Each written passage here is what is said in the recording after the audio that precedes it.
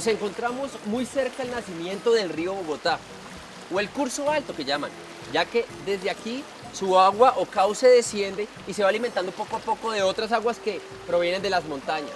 Pero también se alimenta de las aguas de la industria, de la explotación agrícola, ganadera y de las cañerías. Yo me pregunto cómo hace la vida para soportar tanta tensión que le impone el ser humano. Y cómo hacen también los animales y las plantas que viven en este ecosistema por la irresponsabilidad del hombre en tener un manantial cuesta arriba que kilómetros abajo se convierte en una cloaca. Bueno, estas son las preguntas que todos nos hacemos, pero que los investigadores de la Universidad de Ciencias Aplicadas y Ambientales intentan responder.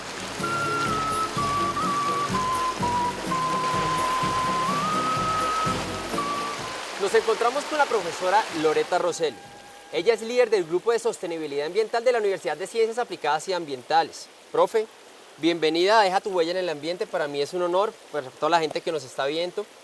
Y quisiéramos conocer, profe, ¿ustedes por qué decidieron arrancar una investigación sobre el río Bogotá? Sobre el río Bogotá se ha dicho mucho, se ha hecho mucho, pero sobre todo lo que conocemos es su contaminación y el hecho de que es un ecosistema como muerto. Pero cuando empezamos a buscar información sobre la vegetación, sobre la vida del río, sobre las aves, en realidad no encontramos nada. Por eso nos llamó la atención estudiar a lo largo de la parte alta del río Bogotá cuáles son las aves y la vegetación asociada, incluido también la parte de calidad de agua y contaminación que encontramos en el río, tratando de, digamos, ligar o ver la interacción entre diferentes variables ambientales, que es lo que buscamos desde la Facultad de Ciencias Ambientales.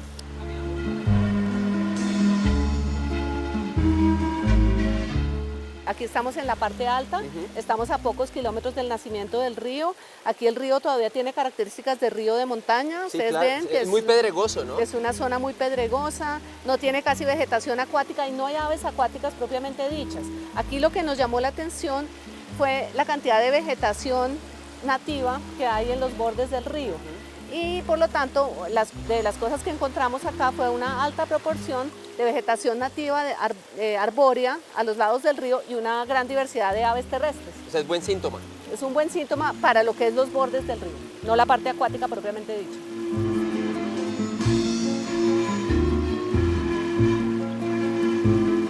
Una gran problemática acá en la parte arriba de la cuenca es que este río está experimentando un nivel de sedimento muy alto.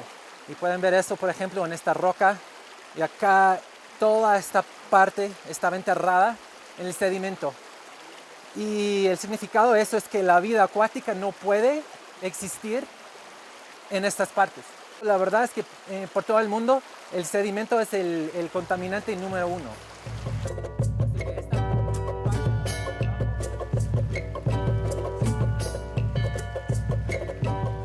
La primera descarga significativa del río es la descarga del municipio de Villapinzón, que es de aguas residuales domésticas.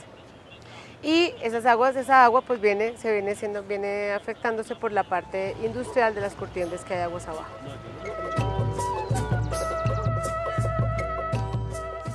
Los desechos industriales normalmente están asociados con más contaminantes como minerales, mientras que los desechos domésticos tienen más una contaminación orgánica.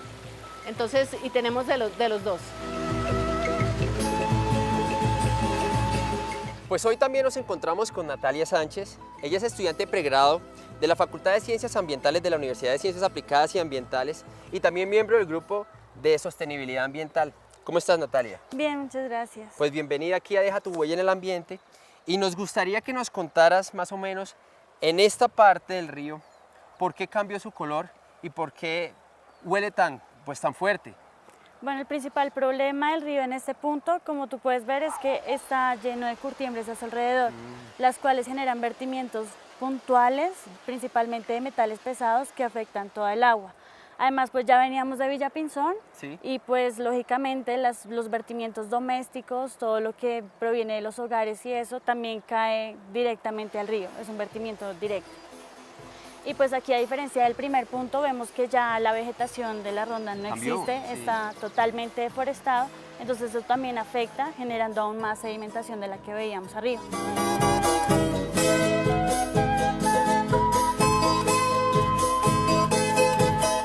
Nosotros hicimos 18 puntos de muestreo, 16 a lo largo del río, más o menos de forma equidistante, y sobre todo buscando tener información antes y después de cada uno de los principales afluentes del río en su curso alto. Medimos, por ejemplo, la carga de contaminantes en los bichos acuáticos y podemos medir eso en las aves también y otros consumidores terrestres. Y usando esas dos técnicas podemos cuantificar la cantidad y la carga de contaminantes que se encuentra, o sea, que sale del agua hacia la zona terrestre. El río Bogotá es la columna vertebral de un complejo sistema hídrico que drena las aguas de la Gran Sabana que hoy se conoce por su nombre. Un flujo que crece con las aguas vertidas de cientos de afluentes que bajan de la cordillera oriental.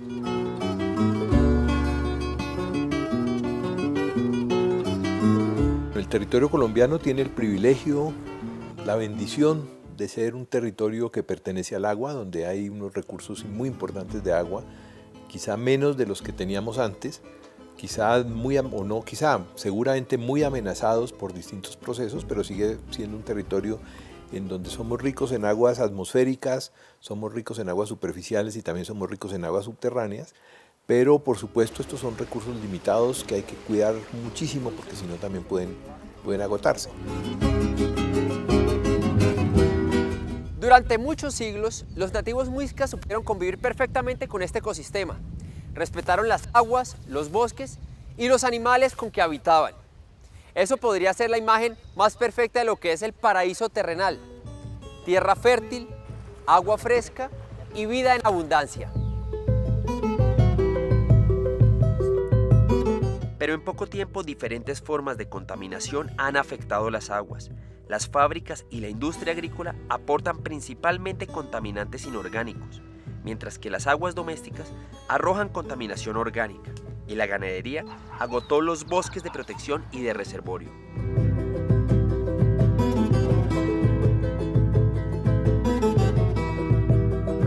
Por la industria que hay en estos municipios, como Tocancipá, ya empieza otra vez a verse la afectación. También tenemos cultivos de flores, cultivos de hortalizas, cultivos de diferentes alimentos que por el uso de agroquímicos y por escorrentía pueden afectar un poco el río. En Cajicá hay unos sitios, zonas que nuevamente vuelven a ser interesantes, biodiversas a nivel, digamos, de la avifauna que encontramos, pero ya a la entrada de Bogotá en Cota, digamos que ya la contaminación es bastante notoria, como ustedes mismos van a ver.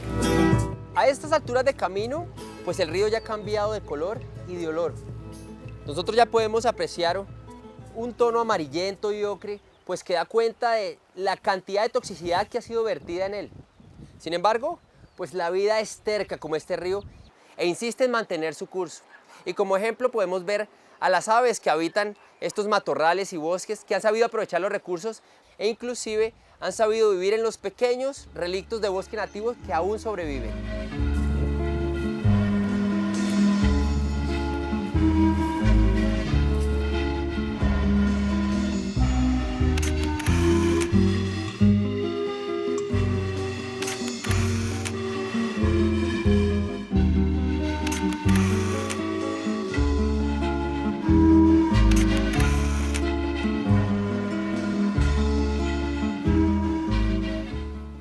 Tenemos unas poblaciones muy importantes de aves, inclusive que están amenazadas en el país a lo largo del río. El río es un sitio muy importante todavía para la conservación de aves acuáticas.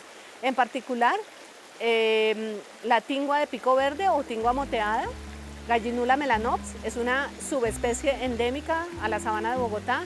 Es una especie amenazada a nivel nacional en el libro rojo de aves amenazadas de Colombia. Y encontramos la población más grande del mundo de esta tingua en el río Bogotá.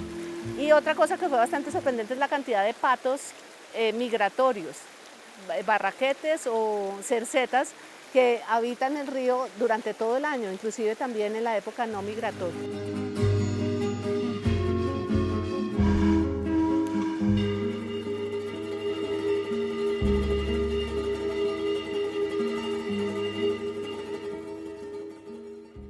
Nos encontramos aquí en el municipio de Cajicá y pues ya llevamos un tramo amplio conociendo el río paso por paso, viendo su transformación, pero me llama mucho la atención en esta parte que estoy viendo varias aves acuáticas. ¿Eso a qué se debe? ¿Por qué en esta zona?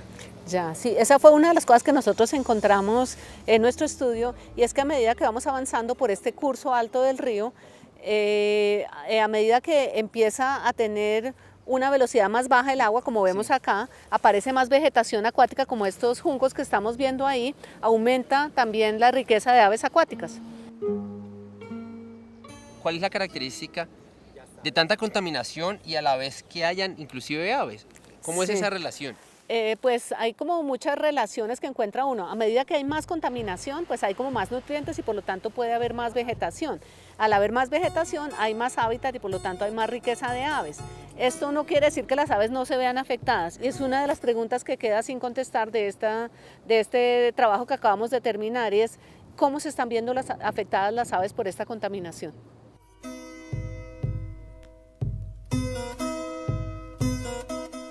Agobiado por la carga de impurezas, ahora entrará el río a la gran ciudad.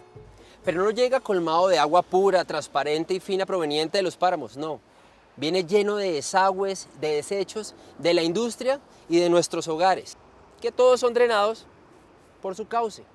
Y es que seríamos más o menos unos 8 millones de personas de espaldas a nuestro río y de frente a nuestra propia destrucción.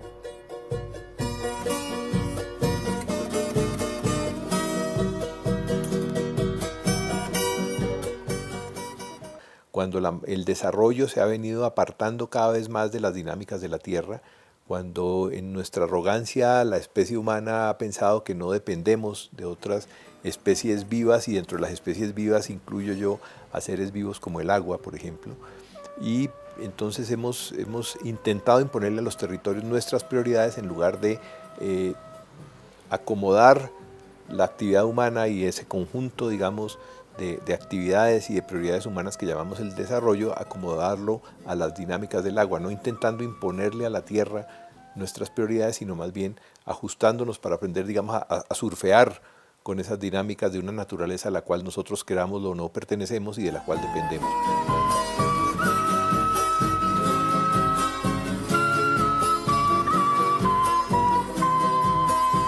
Es muy importante que la gente entienda que las fuentes hídricas que hay son escasas. Fenómenos como el Niño, que hoy está sufriendo una situación compleja en una región con tanto potencial hídrico, pues es ilógico, porque la abundancia no la estamos sabiendo aprovechar.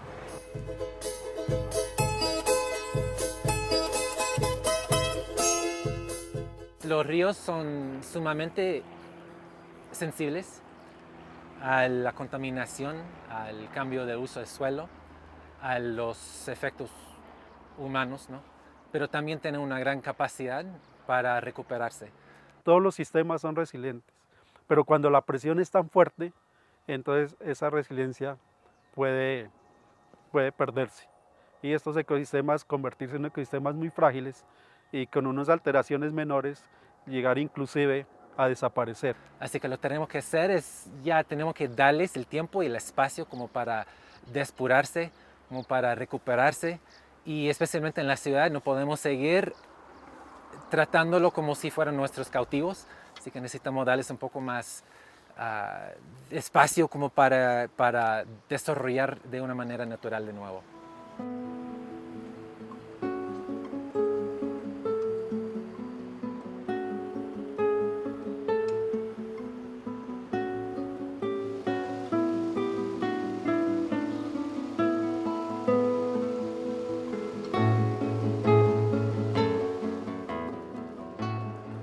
Hoy estamos sentados las instituciones pensando en uno solo, en un nuevo arreglo institucional que nos va a permitir orientar los esfuerzos, no solamente en materia financiera, en materia de infraestructura, sino también de investigación.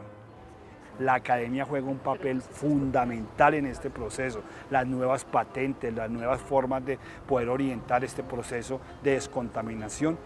A través de los laboratorios y a través de las tesis de investigación y a través de todo el trabajo que hacen las universidades, realmente nos contribuyen muchísimo con datos para nosotros poder tomar a veces hasta medidas de control o políticas ambientales para el tema. Buena parte del agua que tomamos en Bogotá es tomada de la parte alta de la cuenca del río Bogotá. La planta de Tibitó tiene que ser cerrada durante buena parte del año por los altos niveles de contaminación que está recibiendo.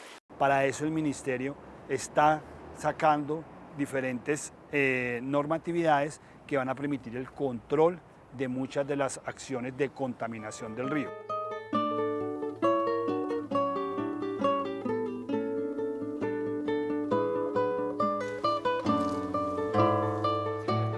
Una cuenca con más de 10 millones de personas, una cuenca que produce más del 30% del Producto Interno Bruto de la nación, una cuenca que tiene de las 450.000 empresas, 302.000 están ubicadas en esta cuenca, pues tiene que tener un cambio trascendental.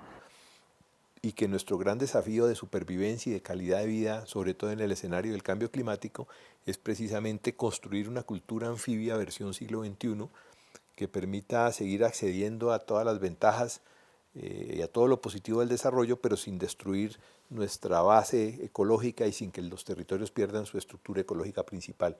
La recuperación del río debe ser la gran oportunidad para que tengamos esa parte amigable y podamos, ¿por qué no?, tener unos asentamientos, poder navegar el río y poder disfrutar de esa fuente hídrica tan importante que es el soporte de vida de los bogotanos.